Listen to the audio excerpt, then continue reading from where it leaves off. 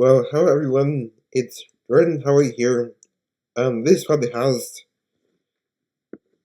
is about how to glorify God in school. Let's begin with the first slide. Make Christian friends. One good way to glorify God in school is to search for Christian students who truly live for the Lord, who you can be friends with. These type of friends will be a good influence on you, as they might share some interesting biblical facts with you at lunchtime, in the cafeteria, or when you meet up with each other at a park, or in a sleepover, or doing other fun activities. In Ecclesiastes 4:9 through 12 we read, "Two are better than one, because they have a good reward for their labor. For if they fall, the one will lift up his fellow. But woe to him that is alone when he falleth, for he hath not another to help him up. Again, if two lie together, then they have heat. But how can one be warm alone? And if one prevail against him, two shall withstand him, and the threefold cord is not quickly broken." We should also be vulnerable with our friends as well. This means that if there's any struggles that we have, rather if it's a sin you struggle with, or a hardship or a burden you're dealing with, then we should share this stuff to our friends. Our friends may be able to tell us some helpful things, or they might share a portion of scripture that has to do with what you're sharing with them. When you befriend someone new in the cafeteria or while doing something fun with friends, like going bowling, then you should share the gospel with him or her. If you're in the homeschool co-op, then you and your God-fearing friends can share things together during free time.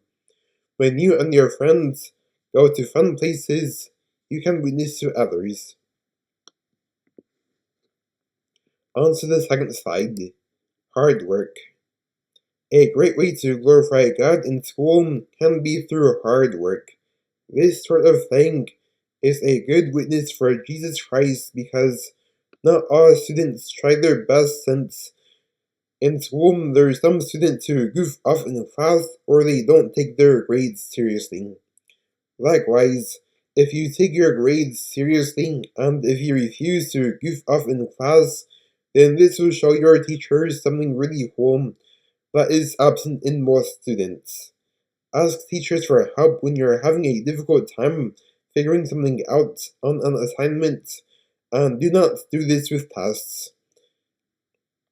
This also applies to homeschool too, since some Christians operate a homeschooling co-op. Hard work will always pay off. If you do hard work and also study for tests properly, then you will receive good grades. The same thing I'm saying here also goes for college as well. If you're not in college yet and are considering attending college, then I would recommend attending a Christian college with sound doctrine. On to the third slide. Avoid the wrong crowd. As Christians, we must avoid the wrong crowd. In 1 Corinthians 15:33 we read, "Be not deceived. Evil communications corrupt good manners." The reason why you must avoid hanging with the wrong crowd is that the wrong crowd will be a bad influence on you and will therefore lead you astray. The friend you have is a picture of what you will be like in the future. If you have worldly friends who indulge in a lot of wickedness, then you will be led astray and end up the same way in the future. On the other hand, if you have Christian friends who truly live for the Lord, then you will have more spiritual maturity in the future. In Romans 12:2 we read, "And be not conformed to this world, but be ye transformed by the renewing of your minds, that ye may prove what is that good and acceptable and perfect will of God." In school, if anyone tries to get you to join the wrong crowd, then you must resist, and you should not care about what others think. You must stick with wholesome friendships and avoid the wrong crowd. On to the fourth slide. Seek tutoring if you struggle.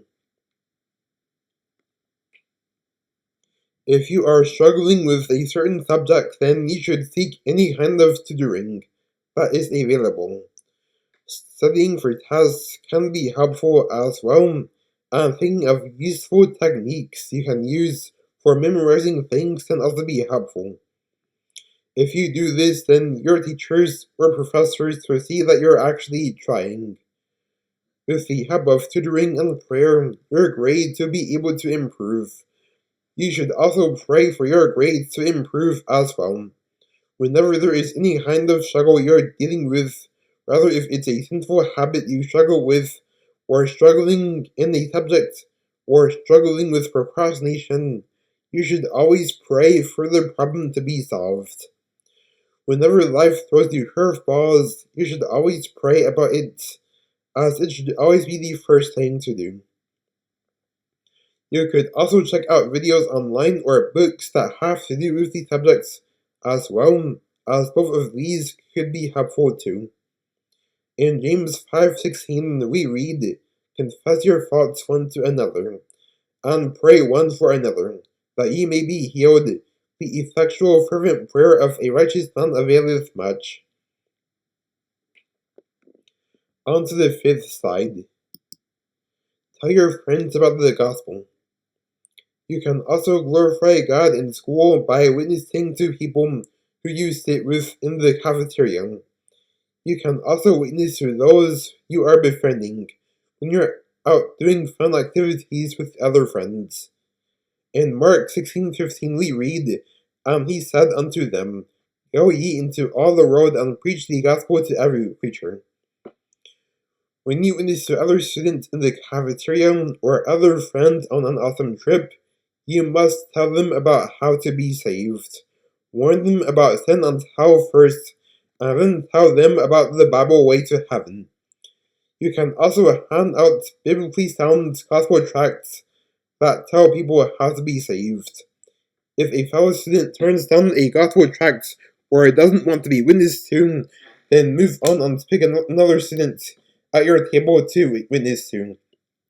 Since we should not try to force the gospel upon others, as doing that will lead to manipulated witnessing encounters.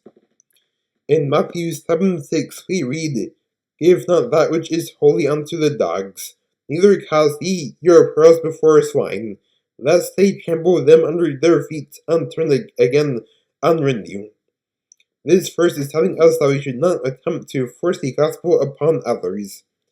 If you attempt to witness to a student or hand him or her a gospel tract, and if things continue smoothly, then you should continue evangelizing to this person. On the other hand, if you attempt to witness to a student or hand them a gospel tract, and they say that they don't want to be witnessed to, then you should move on to another student at your table. On to the sixth slide. Say grace before eating. You should also glorify God in school by saying grace before eating lunch, regardless of what other students say. If other students make fun of you for saying grace before eating, then you should rejoice in your persecution. If other students start to bully you for it, then you should tell your parents, teacher, pastor, or principal about the matter, and don't be afraid to tell them about it. In Matthew 5:10-12 we read, "Blessed are they which are persecuted for righteousness' sake, for theirs is the kingdom of heaven. Blessed are ye, when men shall revile you, and persecute you, and shall say all manner of evil against you falsely, for my sake. Rejoice and be exceedingly glad, for great is your reward in heaven. For so persecuted they the prophets which were before you." Don't let anyone try to discourage you from saying grace, as you should thank God for your food. If anyone in positions of authority in the school try to stop you from doing so, then continue doing so anyway, since Scripture says that we must obey God rather than man.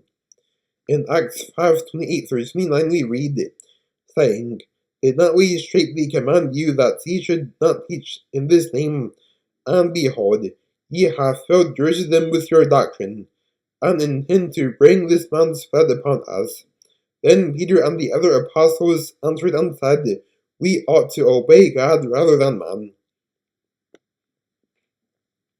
Now on to the seventh and final slide. Resist peer pressure. When others try to get you into participating in sinful activities, then you must put your foot down and resist.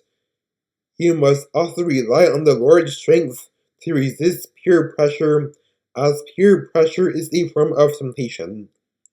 In 1 Corinthians 10:13 we read, There hath no temptation taken you, but such as is common to man.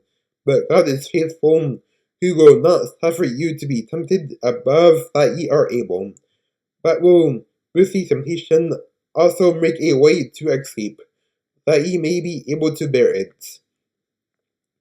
If people make fun of you for refusing to participate in worldly activities, then just ignore them and endure persecution. If peer pressure persists, then you must flee the area. For example, if you're at a party with just cake and soda, and if a fellow student tries to peer pressure you into stealing, and you see that the person won't stop, then you should leave that party. When Potiphar kept trying to get...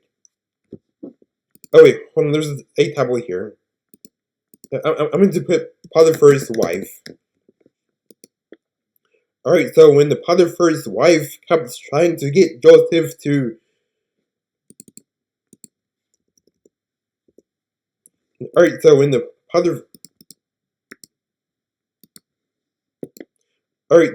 Potiphar's wife kept trying to get Joseph to commit sexual sin, he ran out of the house.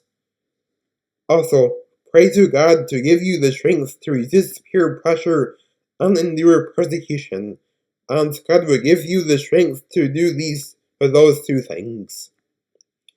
Well, that is it for this podcast. Have a nice day, and goodbye.